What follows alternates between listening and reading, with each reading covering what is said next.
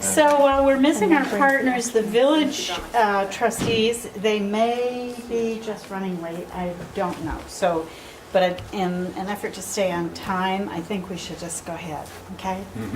And welcome all of you. Thank you for coming.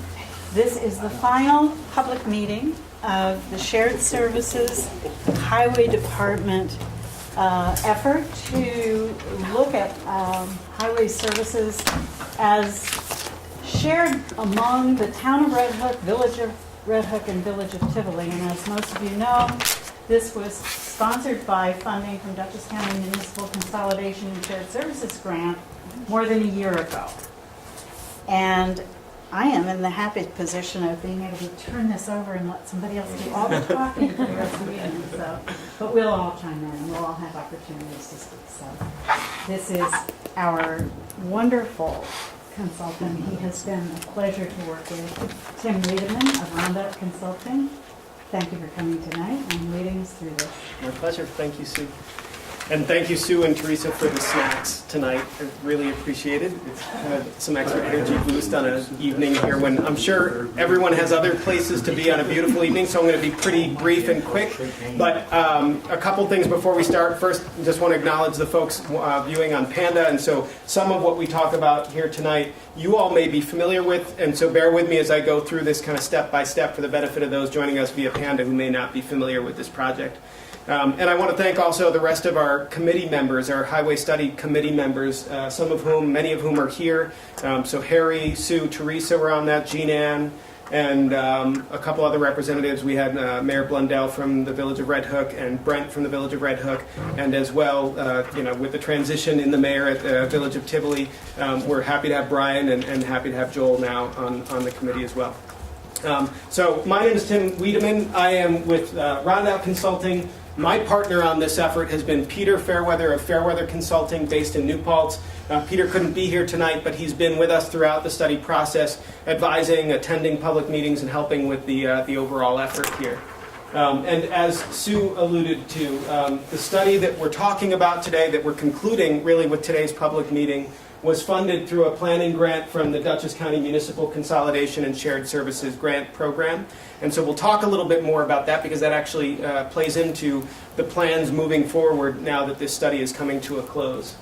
And again, as Sue mentioned, this is looking at highway shared services between the three municipalities, Town of Red Hook, Village of Red Hook, Village of Tivoli. So tonight, what I want to walk you through as kind of our final meeting is really a summary of all the stuff we've been working on. We're going to talk briefly about the purpose of this study, what we set out to do at the beginning of the study process. That was really guided by the grant application that the Town of Red Hook submitted to get this process rolling under that grant program at the county. Then I'll review the shared services options that we've identified through this study and talk briefly about all 6 of them that we identified, and then we'll focus pretty quickly on the priority options that were identified as the most promising and the most valuable options out of the study process. And then we'll present the kind of new stuff for tonight, which is action plans to help the villages and the town move ahead with implementation of the recommendations coming out of the study. And so that's the new stuff. For those that have been following along, the rest of this is going to be review. It's the action plans that we've been working on since our last public meeting, and so we'll be spending a little time tonight reviewing those action plans. And then I'm happy to answer questions, and given that it's such a small group and that we're kind of at the end of a process here, if there are questions along the way, be brave, don't hesitate to raise your hand. I don't mind stopping and answering questions or doing my best to answer questions, and I'm sure some of the committee members as well might be able to chime in as questions arise. So to move ahead, just a summary, and those that have been at past public meetings have seen this overlapping circles diagram before. This is the summary that we've been using as kind of our guiding principle since the beginning of the study to identify that there are really 3 overlapping goals for the study effort. One is the important goal that's always on everyone's mind, both trustees and also residents, taxpayers, is that it's important in today's kind of fiscal realities, economic climate, to be constantly looking for ways to reduce cost. That's not new. Everybody's trying to do their best, always has been, but this is an extension of that effort, that not only should we be looking internally at each municipality to figure out ways to reduce cost, but that there are potentially opportunities working municipality to municipality to identify ways to reduce cost. So that's one of the goals here, but it's only one of the goals because the acknowledgement is there too that there are some easy ways to reduce cost. The easiest way to reduce cost is to cut services. But we all recognize that there are certain services that municipalities provide, many services at this point that are critical services, they can't just be cut. If they could be, they would have been already because everybody's out to try to reduce the budgets wherever possible. But we need to look carefully at these critical services for ways to reduce cost, but also to at least maintain, if not improve, the quality of services that are delivered in these critical areas. So those two create this tension. I mean, obviously, right? I mean, if you look at your own budget at home, you know, the dual goals of trying to, you know, go on vacation more often, but also save money don't always seem like they go together. But we've spent a lot of time thinking about ways that municipalities working together can identify those opportunities to actually save some money and at the same time maintain or improve services. And, you know, importantly, though, we don't claim to have final answers here. We're not here to solve all the problems. We're here to start a discussion that we hope continues past the end of this study following today's meeting. And we'll talk a little bit about how Peter and I have tried to work with the study committee and with their input to create a plan that moves this forward to help the three municipalities implement the recommendations of the study. So those are our three goals that really informed the work that we did. But as well, you know, I should note, and you know, it's come up so often in our work that there's already a history of shared services and cooperation between these three municipalities. You know, as is true almost throughout the state, that especially when you've got villages within a town, there's always some level of shared services and cooperation going on. And there's a history of that here in Red Hook, which I think, you know, informed our work because it says to us as consultants coming into a community that there's something to work with here, that there's a history of this stuff, and so we can start to, you know, push the envelope a little bit, think about what comes next in the area of shared services, building on the trust and the relationships that already exist in the community. So just to highlight a couple of the things that are already in place that are worth noting. First of all, there's the Town and Village of Red Hook Highway Garage, you know, the garage that's right back there that is a shared garage between the town and the Village of Red Hook and is, you know, an example of successful coordination, cooperation, and shared services. There's also, in the fairly recent past, an agreement between the town of Red Hook and the town of Milan for a shared chipper. So a big piece of capital equipment, expensive to purchase, not used, you know, day in, day out all the time, and so an opportunity for a piece of equipment that could be shared between two municipalities. And then, you know, between the three municipalities involved in the study, the town of Red Hook providing shared sand, salt, and fuel depot services for the two villages is another example of shared services already happening here, something that kind of provides the basis for some future discussions. And then, as is true in almost any municipality, there's some informal lending of personnel and equipment when something breaks and there's nothing to replace it. You know, borrowing it from another municipality is an option that's often used. So that's kind of existing stuff that when we came into this, we learned about pretty quickly as we got to know the landscape of services, highway services as they're provided here in the town of Red Hook and the Village of Red Hook and Village of Tivoli.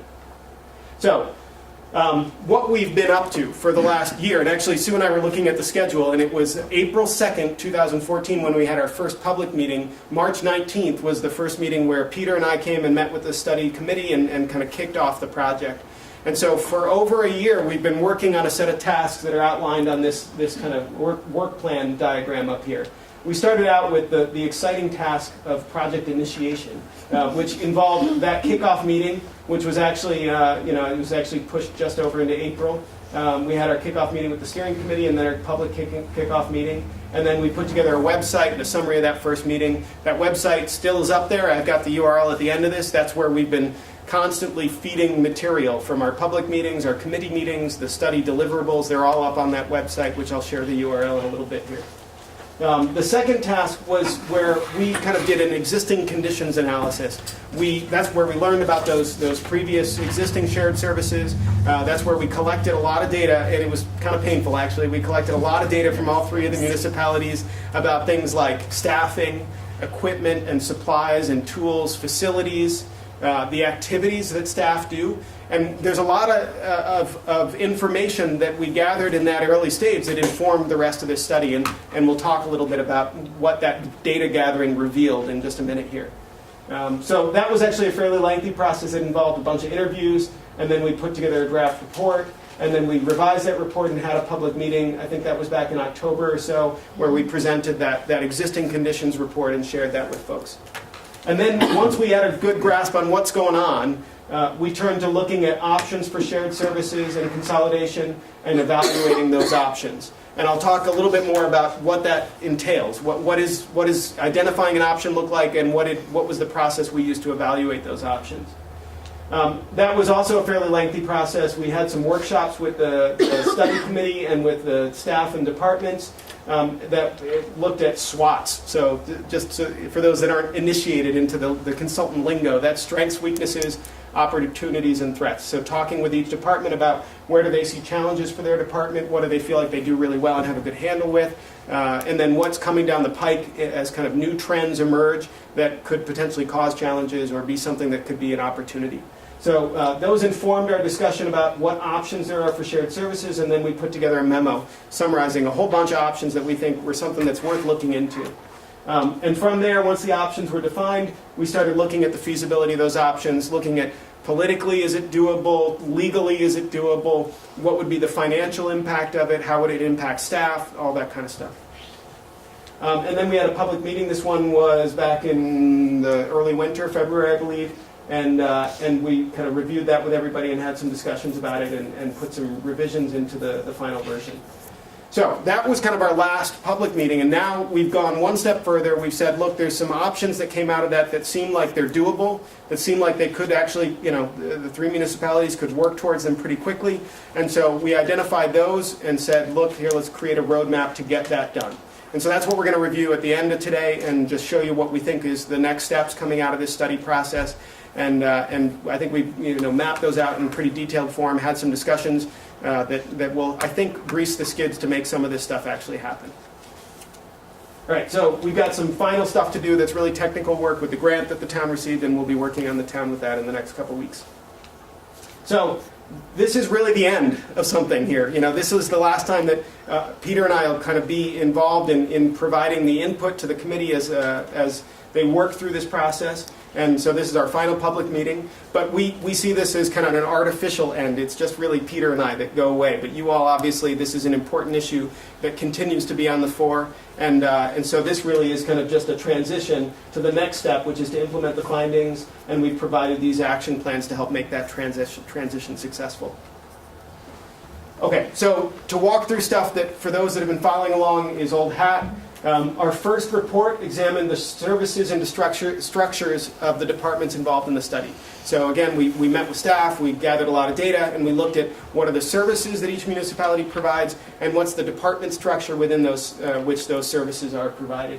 And so we have a report that's up on the website that's called Analysis of Existing Conditions, Department Structures and Services, and it summarizes all this, describes the service delivery models, the resources, the level and cost of services that are provided, and it was our starting point for the project analysis.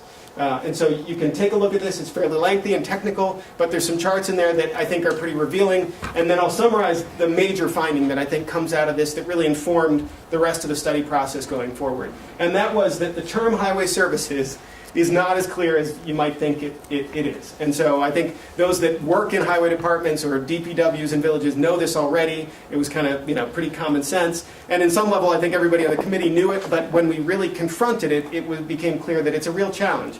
That what we call highway services, the very term highway services, is driven by a model of a town where there is a larger road network. It's usually a fairly rural network or a kind of larger distribution of roads, and so the term highways kind of comes into play. Whereas in a village, these are often called DPWs, and they have a streets unit or a streets division within their DPW. And so that distinction, as simple as it may sound and benign as it may sound, actually matters. Highway services, as we've defined it, involved all of these sets of activities: road construction and maintenance, roadside maintenance, winter operations, shop and equipment maintenance in order to do all this stuff, sidewalk maintenance, some buildings and grounds maintenance, including the DPW or highway facilities, and then also department administration. So that basically is the story of what the town of Red Hook Highway Department does. It's pretty focused on roads and highways, and with a little bit of stuff outside of roads and highways where it's necessary or where it fits well with what the department, the equipment that they have, the skills of the staff, that kind of thing. But what a village looks like is a little different. It has another little set of services, not so little in some cases, that we in the study have called non-highway services. And so obviously there's lots of things in a village that are non-highway, but in the DPW in the village of Tivoli and the highway department in the village of Red Hook, there's a set of services in addition to these core highway services that are provided by the same department, and those are things like parks maintenance, it's hidden there, but water maintenance and sewer maintenance. And so those, for instance, in the village of Tivoli, are actually the lion's share of what the DPW does. The street maintenance stuff, these highway services, are really a fraction, somewhere less than probably half of what the village DPW does. That matters. These are two very different looking departments. So when we started the study and had these designs that maybe there was a simple merger or there's some duplication that was going on between these departments, this was kind of the wake up call that says, look, it's not that simple. We need to look more carefully at this. So next, we looked at the kind of local context further, and we kind of dug in really deeply. We talked about, we met with staff in the departments and talked about these strengths, weaknesses, opportunities, and threats. What do the departments think is important here to go after? What are the challenges that they face? And I think that became a thread that we hope is kind of incorporated in the rest of the study process. We talked about things like, highway work is becoming increasingly technical. The regulations that go along with highway work are increasingly more technical and more onerous. The technology involved, whether that's the technology on a truck or the computer systems that are required in order to track the information and related to billing for, say, a FEMA emergency and the FEMA funding requirements, those are all technically difficult. And so this is kind of a shift in the way that some highway services are provided. The other thing, and I think every municipality faces it, is that the workforce is aging. And so trying to think of how do we transfer knowledge within a workforce where some people are getting close to retirement and they've had long careers in the department, are experts in the work that they do, and trying to make sure that knowledge doesn't just go out the door when they retire. So these are the kinds of things that came up in addition to lots of others, and they're summarized in this Strengths, Weaknesses, Opportunities, and Threats report that's up on the website. So again, to reiterate, one of the big findings in that data collection was that the term highway means different things to different departments. In the town, we identified this set of services outlined in blue here as the services provided by the highway department. Again, road construction and maintenance, safety and permits, shop and equipment maintenance, department administration, winter operations, roadside, buildings and grounds, and sidewalk. So then there's some other stuff that the town provides, but not within the highway department. Parks is in the rec park, and then the water system is outside of the highway department and the water department. When we look at the village of Red Hook, you start to see a different structure emerge. Really, in the grand scheme of things, almost the same services, but these are all then provided within what's called the highway department. So you can see these black boxes over here, things that are not in the highway department in the town, but are in the village. And then finally, in the village of Tivoli, it's an even more comprehensive model as indicated by the title of the Department of Public Works, including everything up to and including sewer collection system and maintenance operations. So all of it wrapped into one Department of Public Works. So again, not to skip over that, that's a really pretty fundamental thing. When we, for instance, do work in some communities, we've done police shared services and police mergers. And often the set of services one police department provides is pretty identical to the next police department. A smaller police department may have a very small investigations unit, but they still do investigations. What's unique here is that this is really three different departments with different sets of activities that they perform.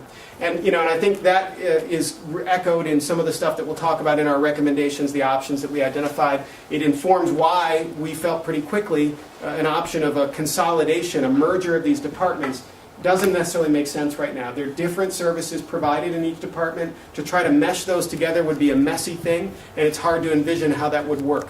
So instead of a kind of full-on merger, we're talking about shared services and enhancing the shared services between the departments. So that identifying and then evaluating the options started after we kind of encountered that challenge. The next report was called Study Options and Alternatives. It identified a whole bunch of options, and that's what kind of became the basis for the rest of the work.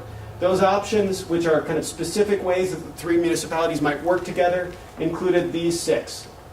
So we had standardized policies and procedures. is very, very intriguing, right? So like this is really down in the nuts and bolts of the three departments. How do they do the work that they do? How do we make sure that there are, where there are opportunities to work together, we're talking the same language, we're kind of using similar structures in order to encourage that kind of cooperation across the three municipalities. So that may not sound all that exciting, but I think our quick realization when we came to discover that the departments are very differently structured is that this, as boring as it may sound or technical as it may sound, is really critical to building a foundation for future shared services and potentially someday, if it makes sense, a consolidation or merger of some sort. The next one was to implement administrative shared services. And so while there may not be a lot in common in terms of the individual frontline kind of citizen-facing services that are provided in the three municipalities, they may be a different set in each department, all three of them do have administrative needs. And that's a pretty kind of generic thing, but it's true across all three municipalities. And I think what we find in all the work we do is that small municipalities for years have had to trim back more and more that administrative layer. And that's just inevitable, but it's got its drawbacks because it means that departments struggle with annual budgeting and with long-term capital planning and all these things that really, in the end, are really important, but are easy to say, look, we got to get that that road repaved, or we got to get out there and get the plows done. That has to get done. So maybe we can trim a little bit here and there, and it ends up kind of whittling away some of that administrative capacity. So the option we identified was to try to build back up some of that administrative capacity through shared services across the three municipalities. The other one, in acknowledgement of the increasing kind of technical work involved in highway, and as well the aging workforce and the potential for folks to retire, was the identification of an option for shared training across the three municipalities. Take the folks who have done this for a long time, help involve them in talking about what kind of training do we need to provide, what kind of training might they actually be the right people to provide as kind of on-the-job training for staff in other municipalities, and then where there's a need, figure out ways to work together to bring folks in from outside the departments to do targeted training on new issues. The fourth option was to look at capital purchasing. All three municipalities have expensive equipment, expensive facilities, and those things wear out eventually and they got to get replaced. And there are opportunities in the long run to try to work together to figure out ways to reduce the need to make those purchases as frequently. It's worth pointing out that things like snowplows all need to get used at exactly the same time. And so while there may seem like there's a lot of them, when you need them, you need them. And so there aren't necessarily the obvious opportunities for reducing equipment that some residents might see. But when we think about it over a long term and say, look, here's our replacement schedule for these vehicles, how does it line up with your replacement schedule? There may be an opportunity there for the reduction in a purchase or two every few years. So that's what we're looking at here, coming up with kind of a shared purchasing program. My municipality needs this, your municipality needs this over the next couple of years, maybe we can do it jointly. And then option 5 was, the name almost says nothing. It's kind of perfect consultant language. Realign service delivery areas. But what that meant, as we talked it through, was that, in every state, municipalities have these kind of artificial lines on a map, right? If you live right next to the village border, you're served by the town highway department, not the village DPW.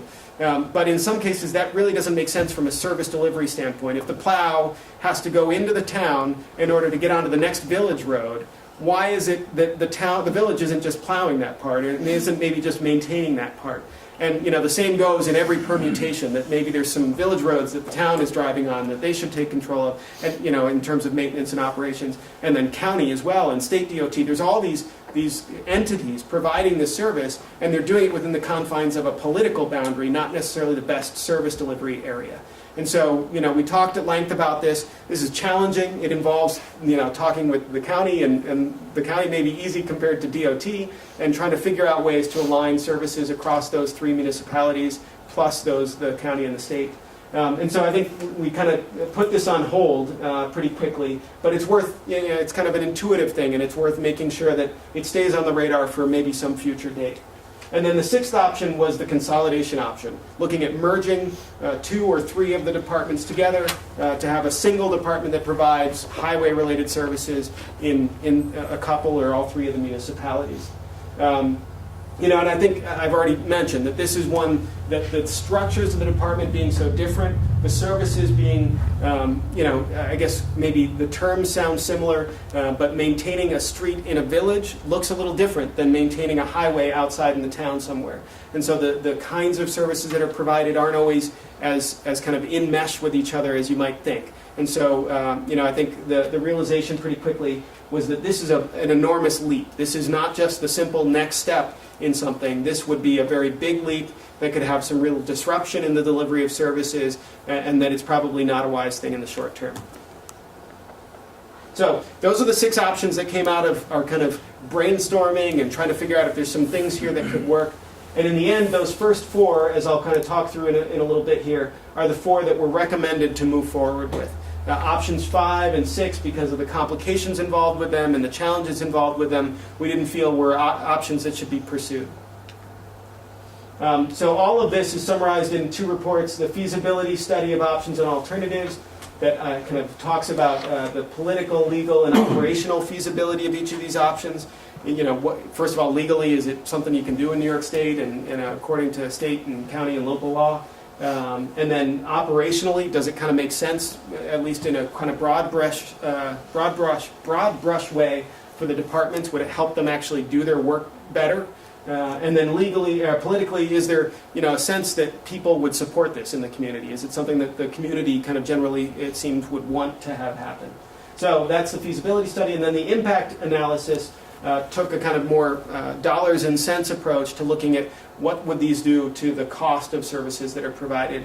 And some of that is kind of in strict financial terms, which we'll highlight and summarize here in a minute. But a lot of this is hard to quantify in hard dollars, because there's stuff that isn't tracked in hard dollars. Things like the loss of knowledge, potentially, if an employee retires after 30 years with the department. And so that stuff is hard to quantify, and so we talk a little bit about non-financial benefits and drawbacks as well in the impact analysis.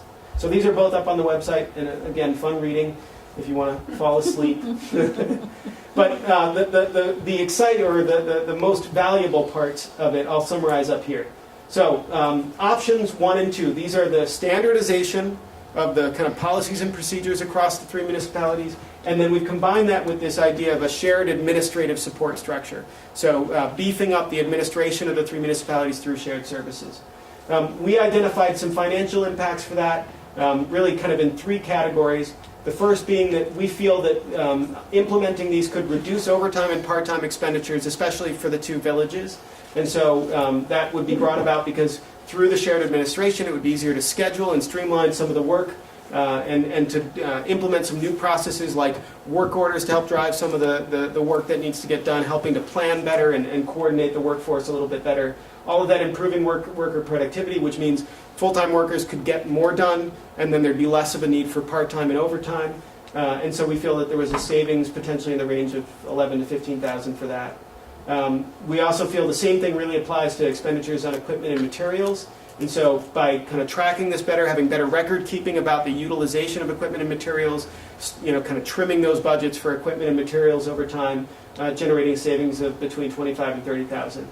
And then to go with that, though, there is a cost, and so we identified the need for increased clerical and then contractual expenses for the town highway department, which this option envisions the town highway department taking on that shared administrative role. And to do that, they would need what we estimate is another half-time equivalent position and some software, some kind of data management software to help kind of with the record keeping and the reporting that would allow these things to happen. And so we estimated that the cost of that would be between $17,000 and $19,000, which brings the annual net savings that we estimate from this option to somewhere in the range of $17,000 to $28,000 a year. Which is, in the grand scheme of things, not a ton, but it's a little bit, and every little bit helps. And I think, as you'll see as a theme for a lot of these options, the savings are not huge. And as I mentioned before, the only clear and easy way to huge savings is to cut some service that's being provided already. And that's not a desirable thing in most cases. And so, what we end up with is trying to figure out lots of little things that we can do to streamline the operations as they exist now. But there are benefits. There are things that are not necessarily financial that are good reasons to do some of this stuff, even if that savings isn't all that exciting and all that huge. So what are some of those benefits? So we identified for this that the ability to provide oversight and accountability for highway expenditures is the critical role of the trustees of each of the three municipalities. And that's an increasingly hard job for trustees to fulfill, and especially with a bunch of new regulations and requirements that can be very difficult.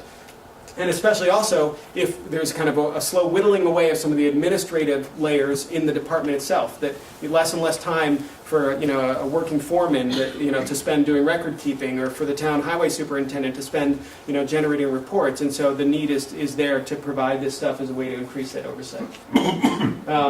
The legal and regulatory requirements, in particular, we had lots of conversations about FEMA and the hurdles that FEMA makes you go through in order to get reimbursed for this stuff are pretty obnoxious. And so helping to make that a little bit easier so that more of those reimbursements can come in to help offset the costs of emergencies. And then over time, this provides better planning and another consultant term, continuous quality improvement. The opportunity here to say, look, we do X, Y, and Z every year. Are there some ways that we can slowly try to improve the way we do it by documenting it, by saying, look, we know, this is a really obvious one, but we know that if we have some cracking and some issues on a road, if we don't document that and the first snow falls, then our plow is going to rip that up and we're going to end up out there replacing that road next spring. And so maybe we can figure out some ways to document that stuff better and continuously kind of improve the quality of the service that we provide. And so some of that is really data driven. It's like how do we as a department keep records about that kind of stuff in a way that's accessible to somebody when they're out there plowing, or that's accessible to the highway superintendent so that they know, look, we need to adjust our plow routes in a certain way. That all is important stuff that improves quality over time. And then through all that, the hope is that this can lead to a steady, slow, but steady general improvement in the condition of the infrastructure, which is really the goal here after all, right? Is that, that the highway services that are provided are there to provide a road network that allows people to safely access the places within the town that they need to access. And so, this kind of stuff over time is hoped to improve the condition of that infrastructure. And importantly, this, I think, is the kind of core way that the three municipalities over the next several years can have more productive discussions about whether or not a merger or consolidation might make sense at some point, or whether or not there are specific activities of the three departments that do overlap where there's an opportunity for shared services or for functional consolidations of those activities. Again, that's tricky now because it's different stuff, different departments, different structures, different language, and so it's really difficult to make that assessment at this time. And so this would hopefully lay the foundation for those discussions in the future. This is the one that I'm most excited about. It may be the technical, geeky one, but I feel like it's really the thing that most municipalities really struggle with. And I think there's some opportunities to actually move ahead with this, potentially with some funding from some grants to help make it happen. And then, I think through that to improve the quality of services that are delivered in the three municipalities over time. So I'm excited about it. The next one, shared training. The financial impacts here, I'll just say out front, there really aren't any easily quantifiable savings from this. The budgets for the municipalities don't really include a line that says, look, we're going to spend $10,000 this year on training. That's not how it works. So it's not like there's a line item in the budget that we can trim by 50% in order to generate some savings. Instead, what we find is that there's some non-financial impacts here that are really important. So just generally improving the skills and abilities of staff. Again, with the tenure of the staff in the three municipalities, they're skilled at what they do. But this is a changing world, and so a new piece of equipment requires something new. And I think one of the examples that the town had gone through some training on calibrating sand and salt spreaders, and that can generate a reduction in the use of those materials, which can generate savings. And so, constantly staying abreast of those newest trends, those newest ways of delivering the service that can help to control costs and improve the quality of services. And then importantly, the shared training goes back to the options 1 and 2, the standardization of policies and procedures, the shared administration. Those are really about how the departments do the day in, day out work. And through some shared training, we can kind of encourage some of that standardization, encourage the use of a shared administration to help with improving quality over time and reducing cost over time. And so, this could lead to other things, faster response time to issues as they arise, improve work quality, improve condition of the overall infrastructure. That's the hope. This is a stretch to say that, we implement shared training and a week later suddenly the roads are all better. That's not how it's going to work, but, it's a part of a longer progression of trying to improve the quality of services. The fourth option, the final one that we're kind of recommending moving forward with, is the shared capital purchasing option.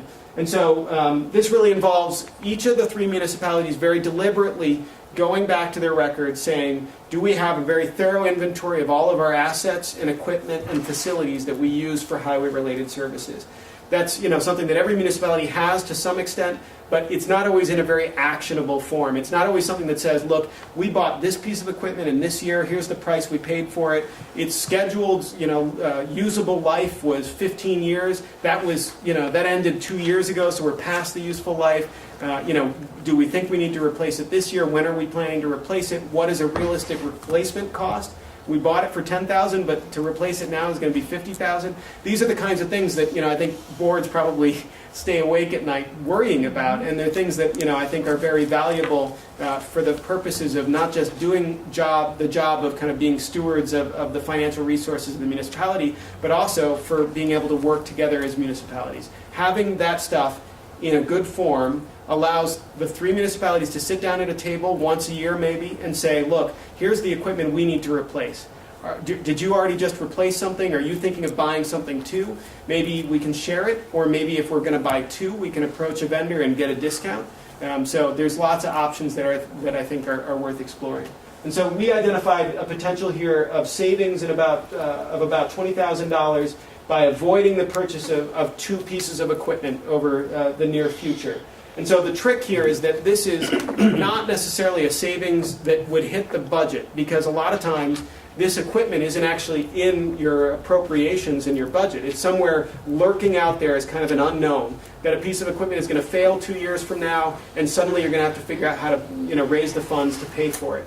And so the hope is that through this we can avoid 2 of those kind of emergency purchases or those unplanned purchases, and that through that get some net savings. All of this would allow for better use of the assets that we have. If something's getting used 50% of the time now, but it could be used 75% of the time, that's improvement. That's saving money in the long run. And helps each municipality plan better for the long-term capital costs that it has. And then again, better oversight and accountability, this time for the use of equipment and facilities. This is another option that presents the opportunity that a couple of years from now there may be a piece of equipment that all 3 municipalities or 2 of the 3 municipalities identify that they need. Sit down together in advance and be able to kind of plan to purchase that as a joint thing, maybe go after a grant to do that.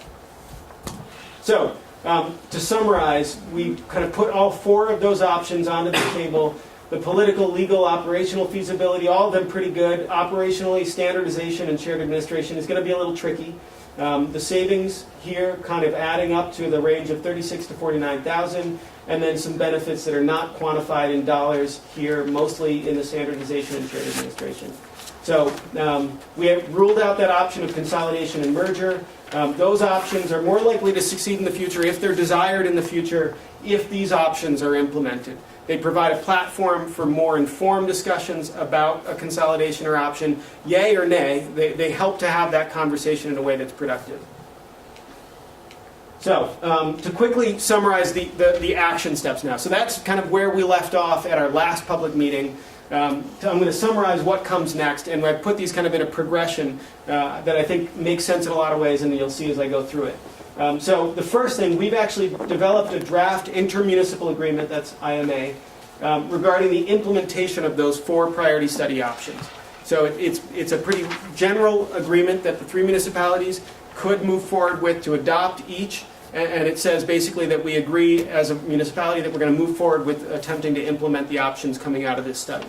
And that's a useful thing because I think it provides the vehicle through which a committee like the one that's been working on this for a year could be kind of charged with continuing the work to figure out ways to get the funding that's necessary to implement these things, to hire whoever's needed in order to help with implementation of these options. And so that is all laid out in this draft intermunicipal agreement that we've provided.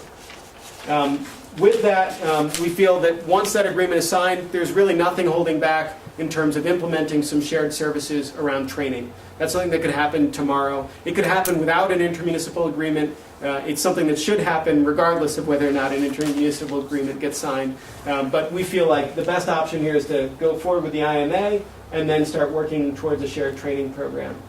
The third thing is that there's funding left over in the budget for this planning study. So Peter and I were hired through the grant from Dutchess County.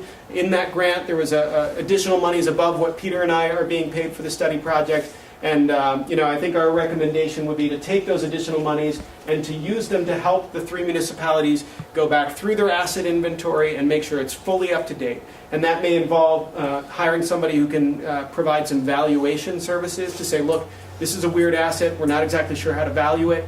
How can we value it?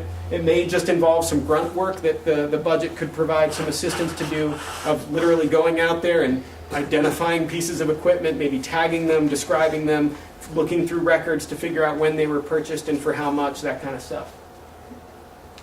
Once that's in place, then that sets the stage for implementation of option 4 in our study, which is that shared capital planning and purchasing option. So with that thorough and complete asset inventory for each of the municipalities, we would recommend, and it's defined in the intermunicipal agreement, some process, probably annually, by which the 3 municipalities sit down together. They review the most recent updated version of that comprehensive asset inventory, and they have maybe even just a 15-minute discussion that says, look, we had hoped to replace this year, but there's no money in the budget, so we're not going to do it unless you're saying you're going to do it, and then maybe we can work together.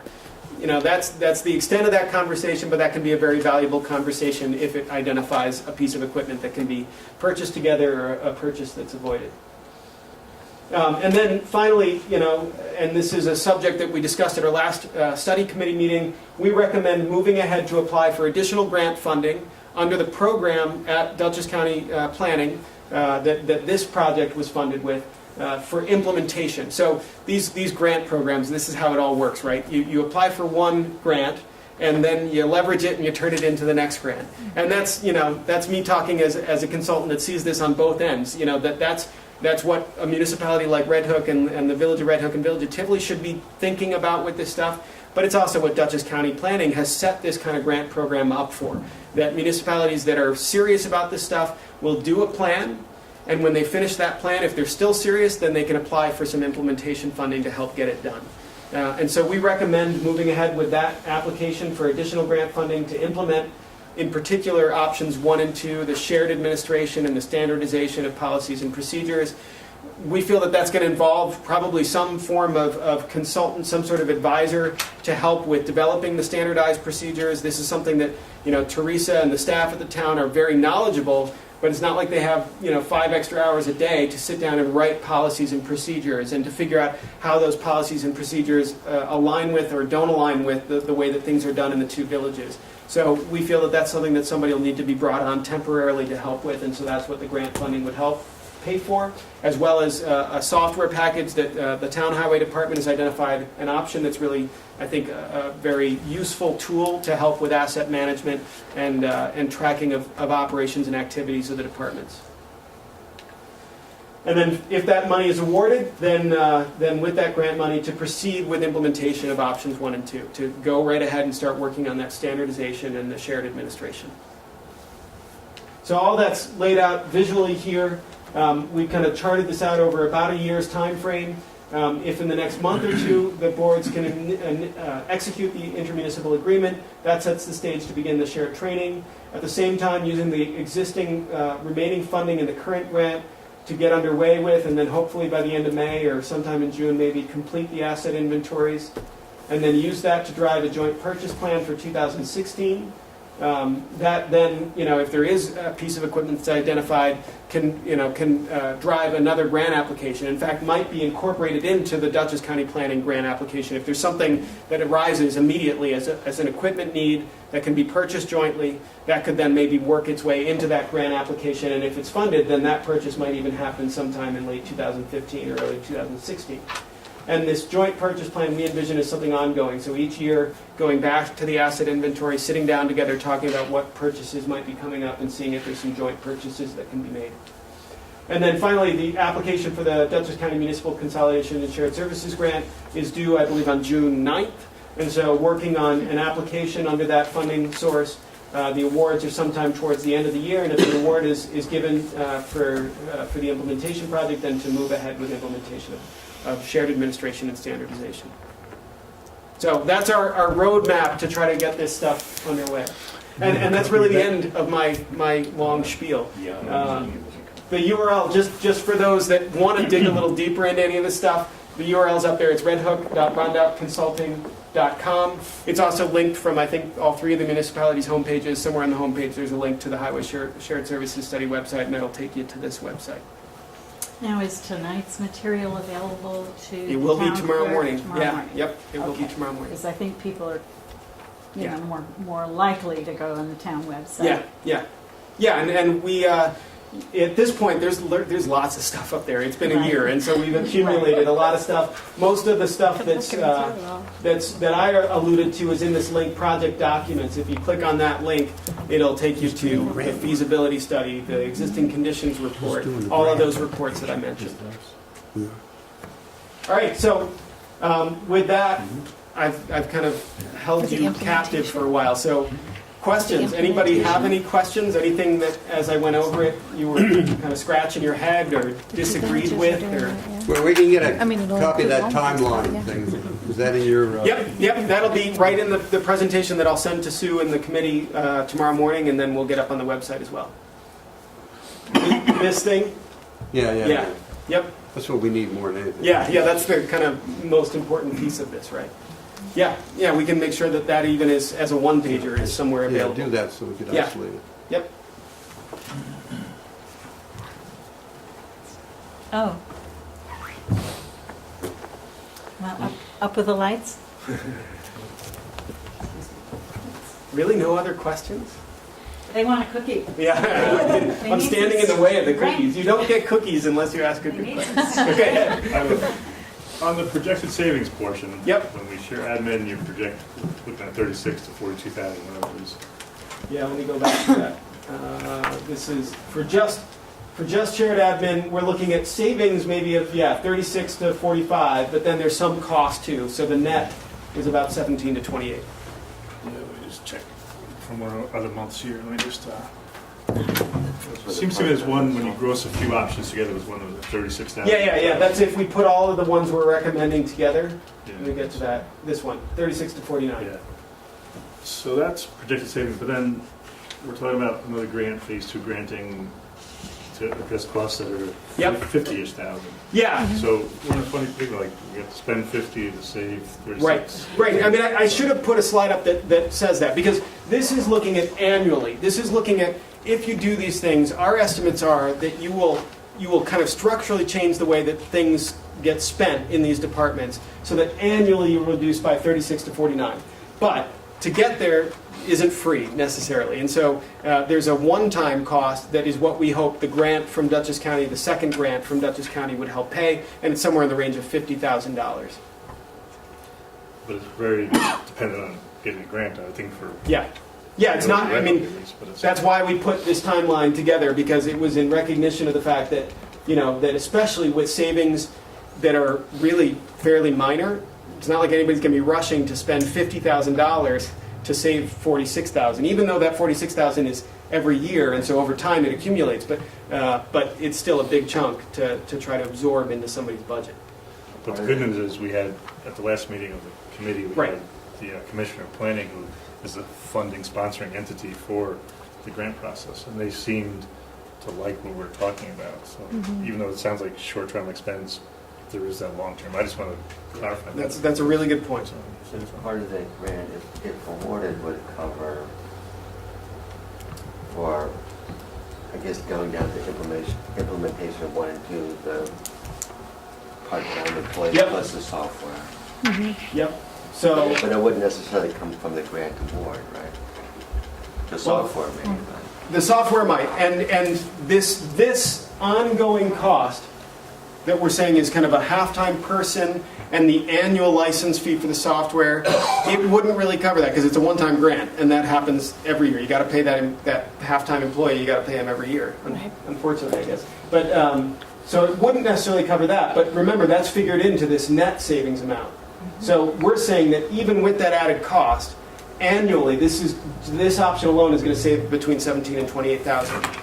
There is, in the report, we identified the one-time cost of getting this whole thing up and running, of doing options 1 and 2, a consultant of some sort to help write those standardized policies and procedures, the one-time cost of data conversion and all that kind of stuff that's needed to get this software system up and running.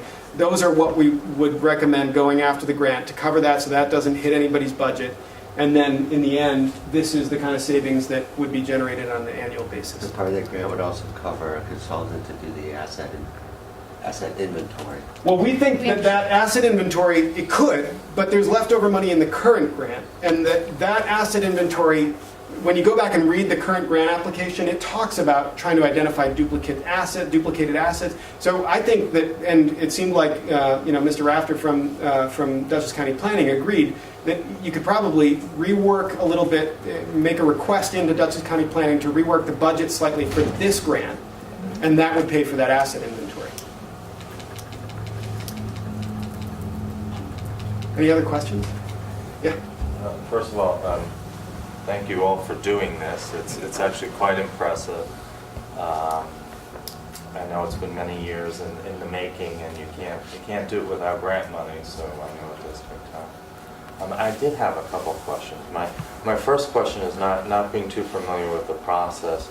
The employees, how much input did the employees have on some of those assumptions, and did they prove out when you're talking about things like removing part-time, which for somebody like me who doesn't fully understand yet the staffing issue, is that part-time necessary because people are taking vacation?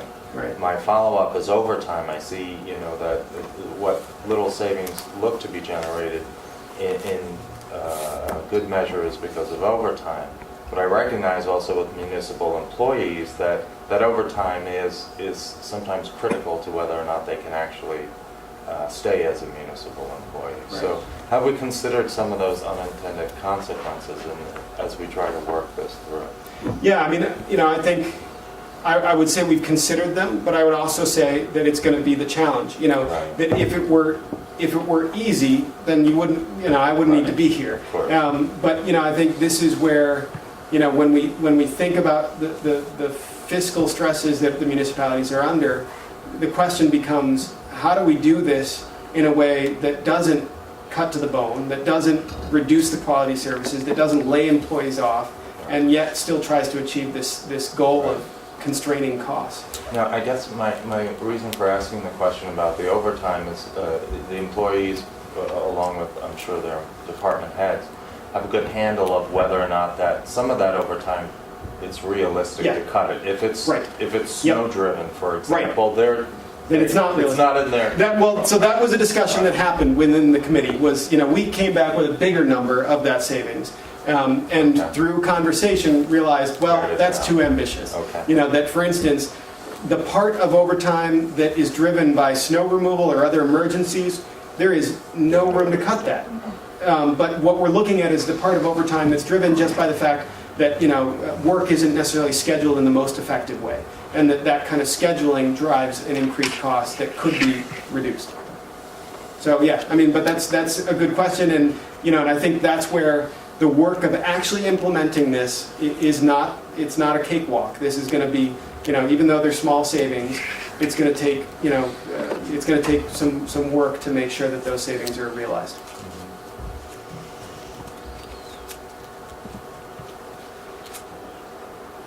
Other questions? Yeah. I guess I'm coming a little late, so I missed it. I see something up there about opportunities for public input. Yeah. How is the public input going to work? I'm sorry I know you just went through this, Sure. so I apologize. Yeah, well, we've got... I only found out about this earlier today, and I'm actually a volunteer in the town, so I'm a little disappointed that I just got a notice this afternoon about this meeting. That's why I'm here so late, is because I just was able to find out. So again, I apologize if you went through this. No, we didn't really, I didn't speak to it directly. There's several different ways. I think in the beginning I introduced some of the committee members. I'll do that again so that you know who they are, and they've been kind of our point people, providing feedback throughout the study process. The other thing is on this website, redhook.rondoutconsulting.com, which I think I mentioned is linked from the home pages of the 3 municipalities. There's a form to submit questions, comments, any of that kind of stuff, and it comes straight to email to me. And so that's another way to provide feedback. And then, this is if you're kind of just getting up to speed on this now, it doesn't help much to say the public meeting is one of the avenues for that public input because You mean this one here? This one here, yeah.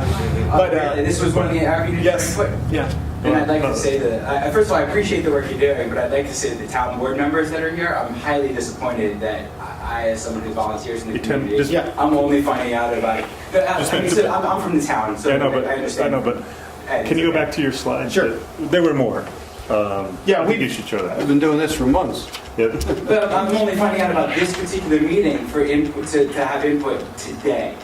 That's what I'm disappointed about. So I would encourage you to go to the website and take some time, review the stuff that's up there, and any questions that you have, there's a form right there on the website. As I mentioned, it comes through an email to me. I'd happily answer any questions that you have. And following this meeting, we will take those kinds of questions and incorporate them into the final report for the Yeah, project. I mean, 'cause this is the type of thing that's going to help us save money as taxpayers and hopefully reduce our taxes, which is an important step. So I just want to make Yeah. sure that the public notice is out there a little bit and that the public is really getting an opportunity to make their input. Yeah, well, and I would say as an outsider that this committee worked really hard to do that, but it's always a challenge. These are issues that Volunteer. Yeah, What these, group? Who do you volunteer with? The Red Hook Conservation Advisory Committee? There's a, They you know, surely I would just have. got Linda's email earlier today. No, but months, this has been going on for months, I but understand about this CAC, meeting, I just got it about today. oh, it's today's on the- meeting? it's been every month, and we put it 2 months in advance on our town calendar. If you go to the website, as I do, even being on the board, I look at the town calendar all the time, and to keep me up to date, we do change it and alter it, but this information, we put it on there as soon as it is created. So that calendar is updated almost daily. Well, I asked Sarah, she Yes. was here, she just left with me just before you came in, but Sarah and Bowden, so. Yeah, no, I'm familiar with it. Yeah, Yeah, and but- in fairness too, there was a significant press release that went out. I saw it in 2 papers. So we do what we can. And I know it's not enough. Everybody Yeah. gets their information Different places, yeah. different places. But I think he might be missing the point. It's a This is the challenge. 4th of a sequence. Yeah. Can you read that?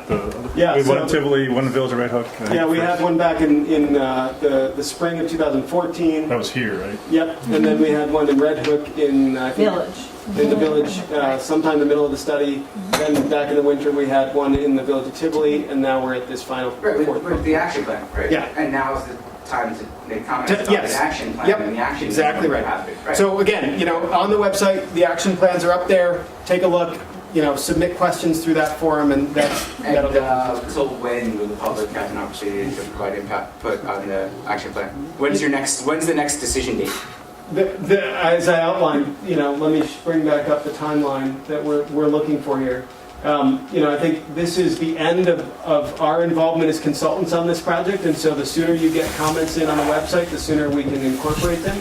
But there'll be continuing work along this timeline to try to implement this, or I hope it. Again, I think the goals are great, and that's all. Thank you. Yeah, thanks. Any other questions, comments?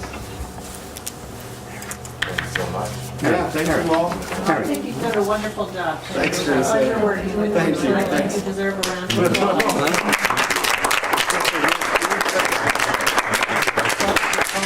It's been a pleasure working with you all. I appreciate it, and look forward to continuing the conversation even as we roll off. I live just across the river, and I'm excited to know how this goes, so I'll certainly be in touch.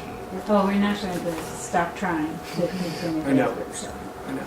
yeah, and we do appreciate so much all the effort you put in and how accessible you've been to all of us, how agreeable you've been in meetings. You've never been cranky. Given all the people you have to work with. It's been great. Thanks, It's been Sue. great. Thank you very much. Appreciate it. Appreciate it. And we have some people from, we have someone from Saugerties here tonight, which is wonderful. We're spreading the good word even past our borders, which is great. All the way to the other side of the river. All the way Yeah, to it's the out there. river, yes.